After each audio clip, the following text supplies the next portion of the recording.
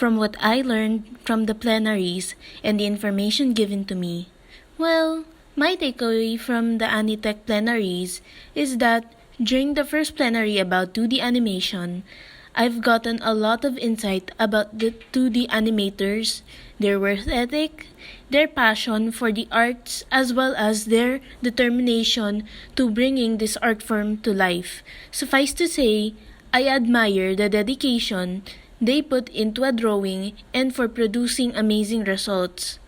Another takeaway is how they continuously commit to their passion and not get tired or burned out from their careers, and it's really amazing how from what they have shown us, the thought and effort they put into creating their portfolios and projects has also translated their creativity and their imaginations, which is something that as an artist I strive to do.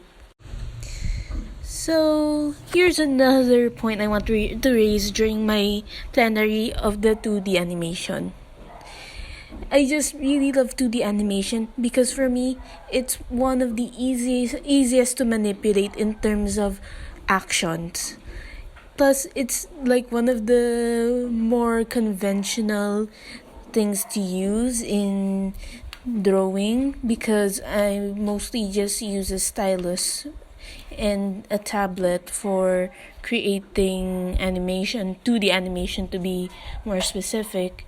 And I'm more fond of using a stylus because it reminds me of it reminds me of traditional drawing, which is something that I used to love to do, but I'm now far too busy to actually accomplish.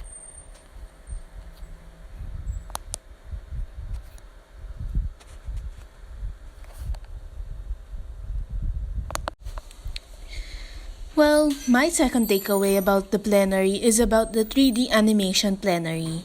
In short, 3D animation for me is really difficult, extremely difficult in some cases, especially creating 3D characters. Lord knows how much time I lost sleep from creating a short 3D animation plate, especially during one of my classes. Oof. I definitely can't handle how complex animating in 3D is sometimes, to be honest. Well, I'm not as versed in 3D as I am in 2D, which is which is actually really bad, to be honest. I sincerely have high respect for those who can not only create characters and render them in 3D, but can rig them and animate them in 3D as well. Like, mad props to you guys. Why are you so talented? Well, 3D is just one dimension from being lifelike. It's the cross between a real person and the cartoon, technically, even if we mix them together, it looks like something from Uncanny Valley, lol. Here are my thoughts for my takeaway in 3D animation. I would like to raise the point on 3D animations more simplistic and more easier to use camera, because if you're gonna animate in 3D, it's actually a lot more simpler in manipulating the character to whatever camera angle you want than it is in 2D, which is something that I'm really thankful for.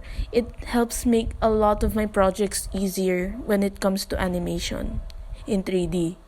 So that's one of the things that I admire in 3D animation. Okay, now, finally, my thoughts on the VR plenary. Well, the VR plenary is simply just mind-bogglingly complex for me. VR is just really, really an intricate and complex medium for me to use as an art form, for me to understand in terms of drawing or creating art with in general. To be honest, it's just a bit nauseating if used for far too long. It doesn't really help that I use glasses, and using them while using the VR headset really gives me a really nauseatingly dizzy feeling after I take them off. Plus, It's very heavy on the head. Well, not counting my bias towards 2D and 3D art.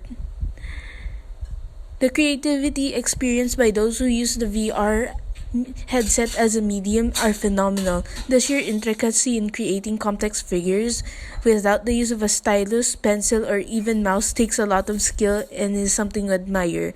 The sheer talent of using VR as an art form is something that's just really amazing.